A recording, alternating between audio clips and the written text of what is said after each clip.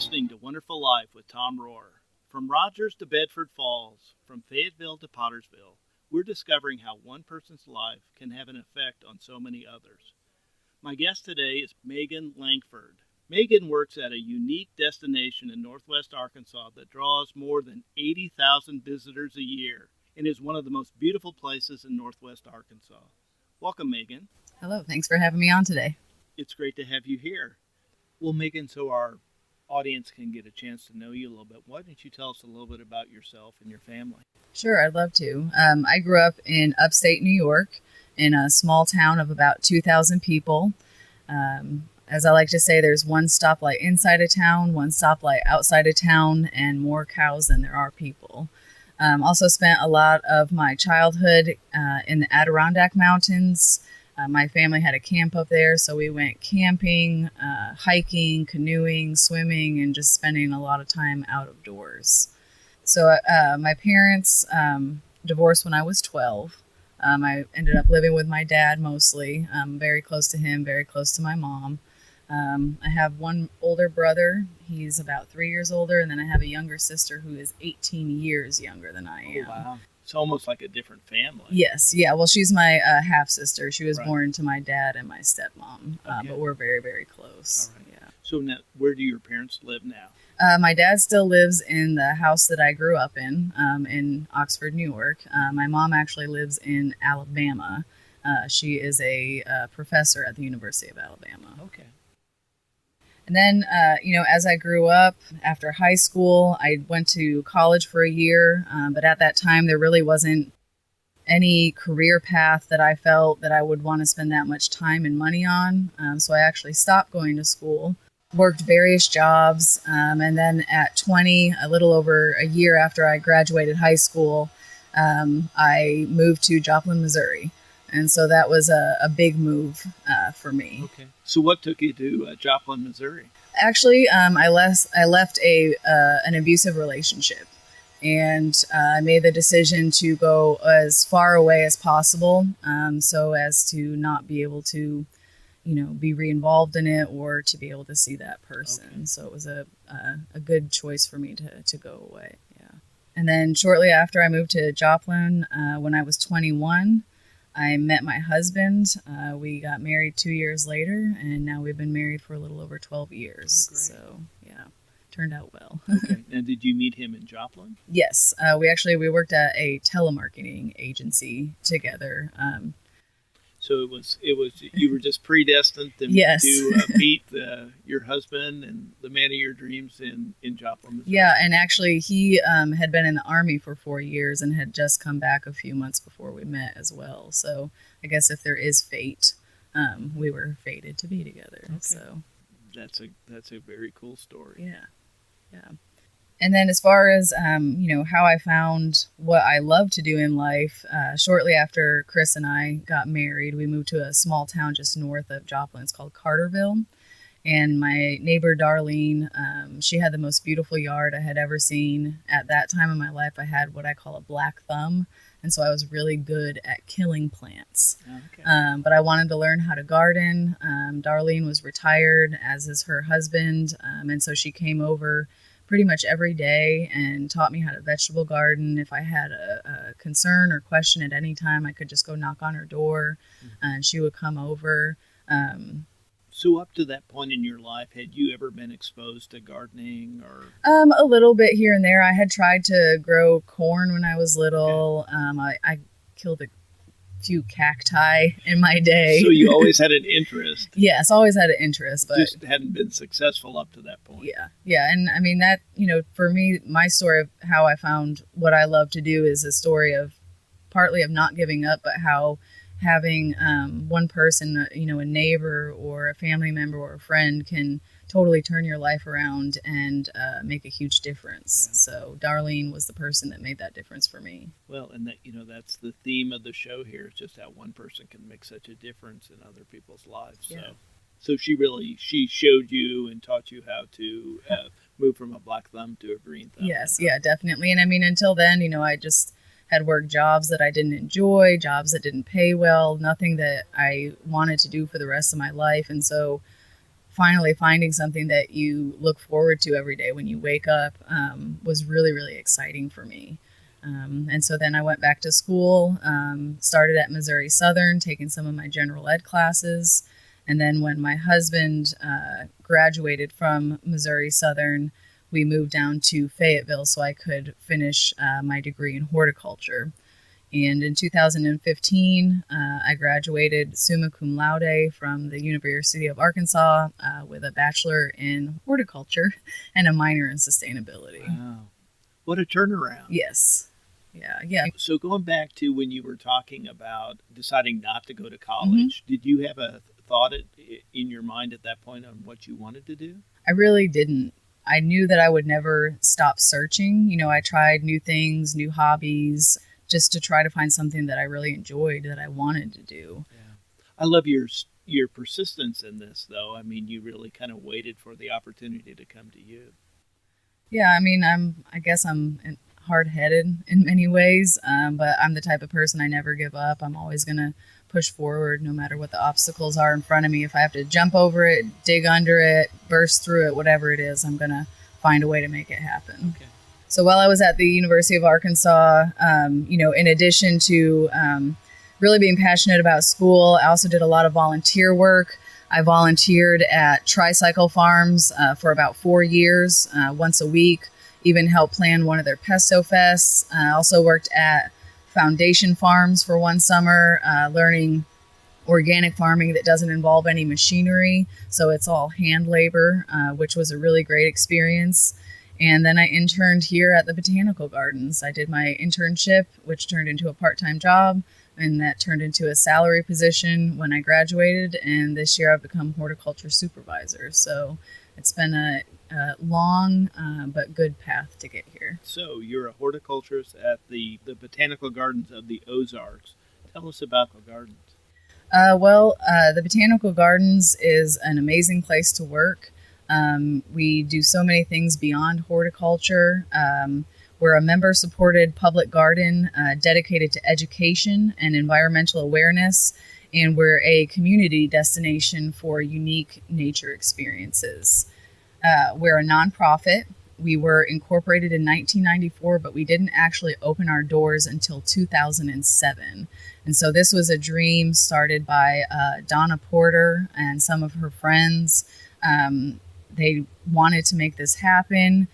They're the ones that put in the groundwork and, did everything so that we could open our doors to the public just over 10 years ago. We are located on the east side of Lake Fayetteville. Right now we have about 6 acres of manicured gardens. However, we have plans to expand across the entire 44 acres that we lease from the city.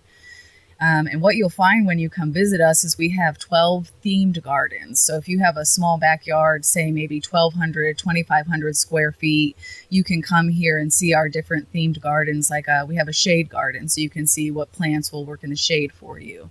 We have a sensory garden, so, sight, smell, sound, touch. We have a 4 seasons garden, so if you want to look and see, what you can have in your garden all year so that you have something in the winter, spring, summer, and fall, then you can come see that here as well. So it's neat to have different gardens within the garden. That's such a good idea. Yeah. So do you teach classes on the particular gardens, or? Not on the particular gardens, but we do have a variety of classes. The horticulture staff, we typically allow them to pick a subject that they're really passionate about and teach about that. Like beyond horticulture, I love insects, and so I like to teach classes about beneficial insects. Whereas some of my coworkers come with soil science degrees, and so they'll teach classes about soil science. And then of course we have different community educators and professionals that come in and teach classes as well. Wow.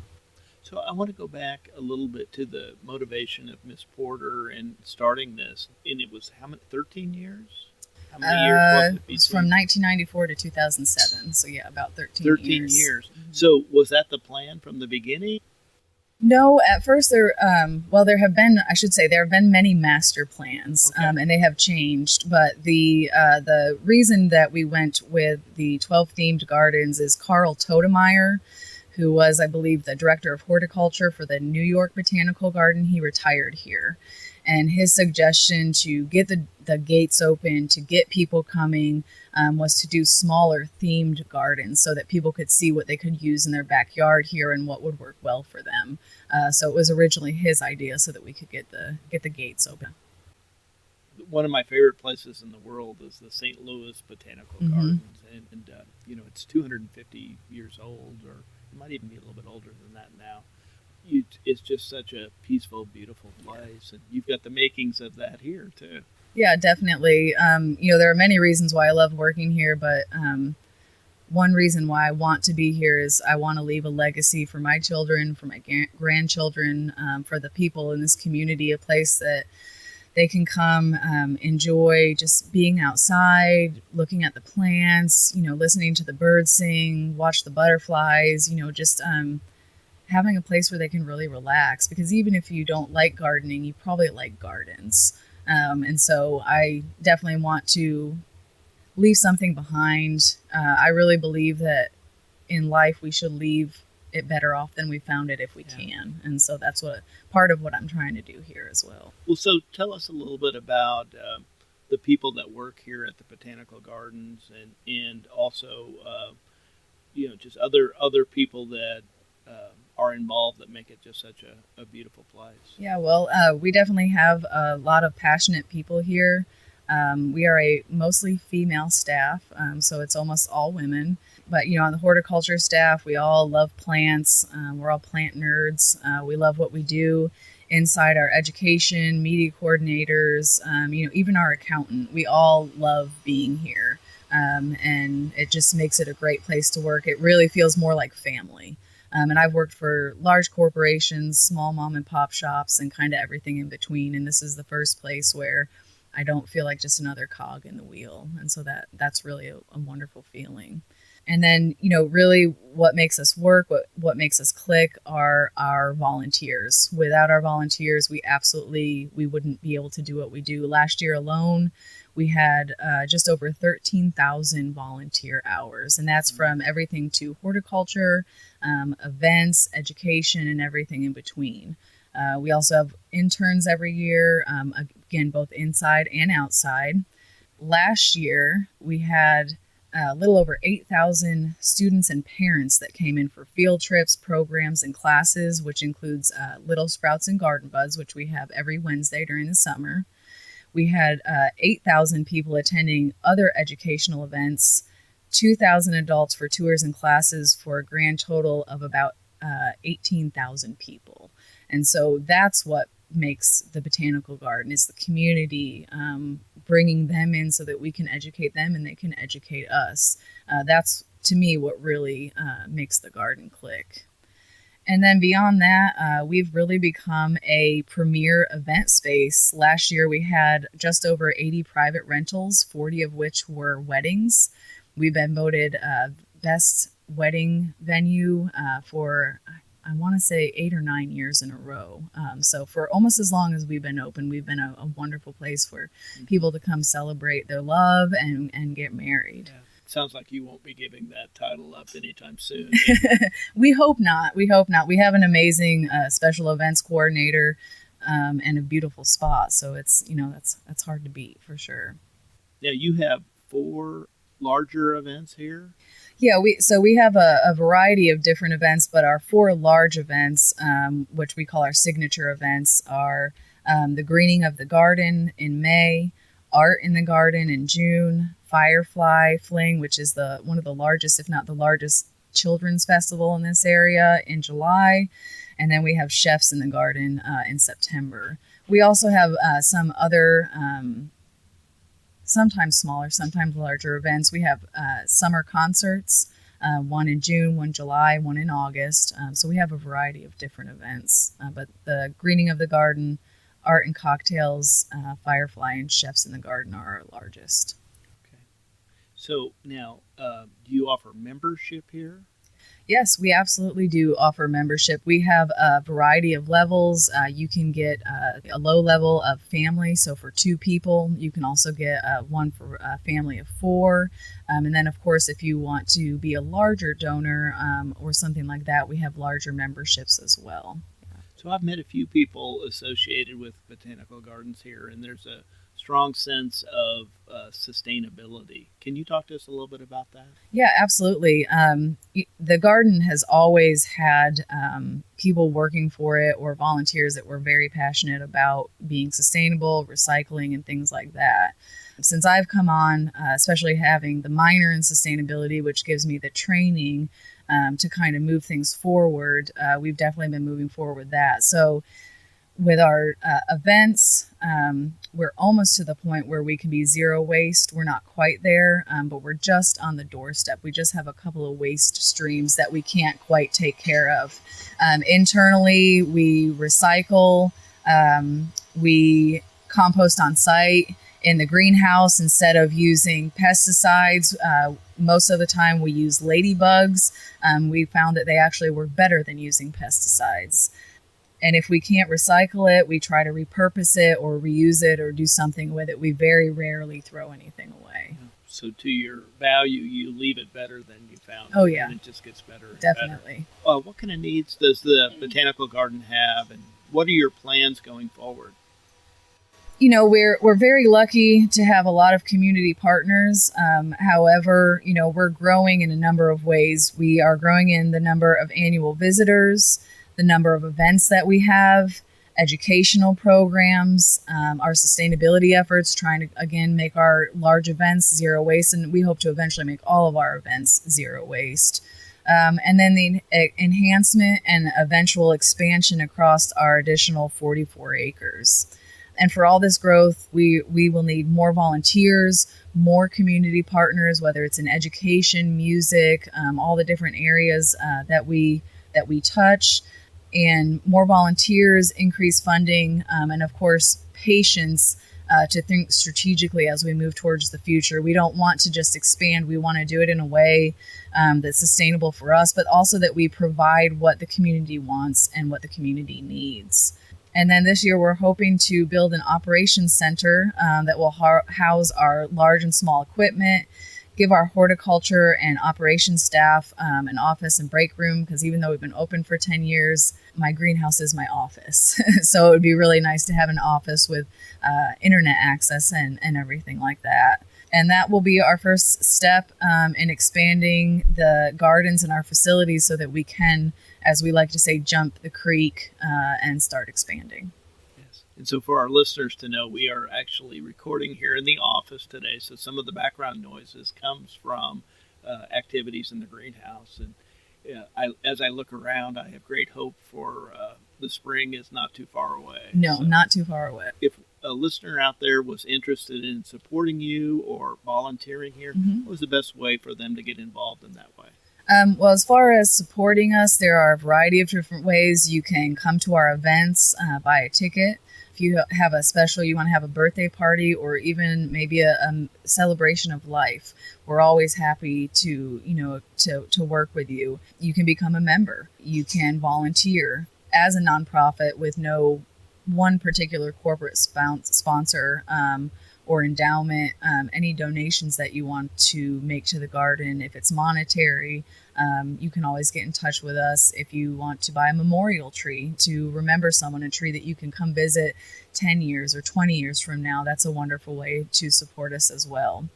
As far as becoming a volunteer, we actually have recruitment sessions coming up. We will talk about all of the different opportunities that we have to volunteer outside in the garden, inside in the office, events, and also we're starting a new, what we're going to call our green team, which will be the people that help us make sure that our events become zero waste. And if you're unable to make it to those sessions, that's not a problem. You can go to bgozarks.org. So that's bgozarks.org. Select support and then select volunteer. and there's a form for you to fill out. And then if you would just simply bring that into our visitor center, we'll get you signed up and get you started communicating with whoever it is that coordinates the group or groups that you're interested in. Well, thank you for taking us through all that. Yeah. And I know this is a place that everybody's going to want to see if they haven't seen it already. So are you ready for our lightning round? I'm ready for your lightning round. Okay. Well, this is an opportunity for our audience to get to know you a little bit more. Tell us, Megan, what were you like in high school?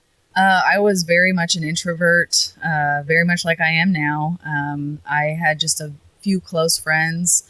Actually spent a lot of time with my dad. I was very close to my father growing up. I was an honor student. I sang in choir. I love music. I did all-state choir, just anything I could do to sing. I did drama for 4 years, and I really loved to drive my mom's convertible. So that's what I was like in high school. I like it. All right. So second lightning question. What will we find you doing away from here on your time off?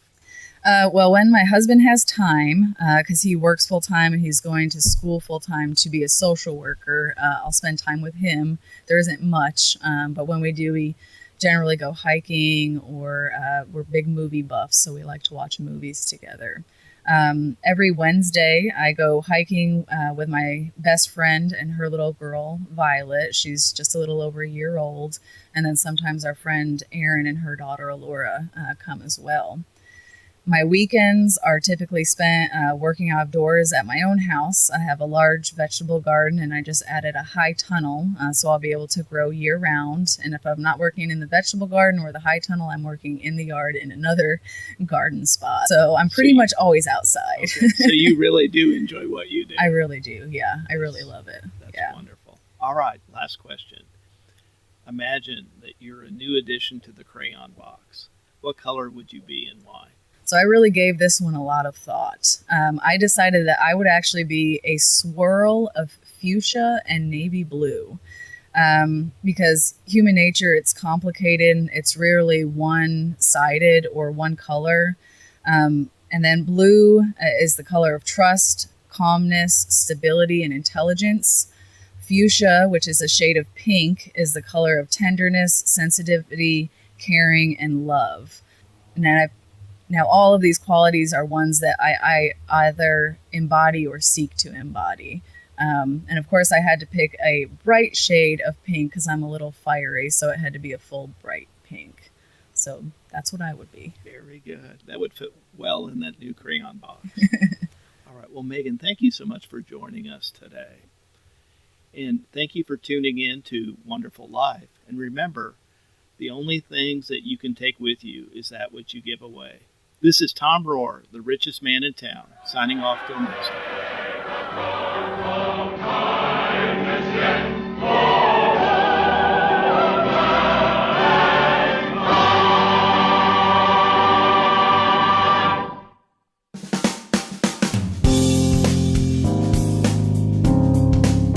This is the Padua Podcast Network.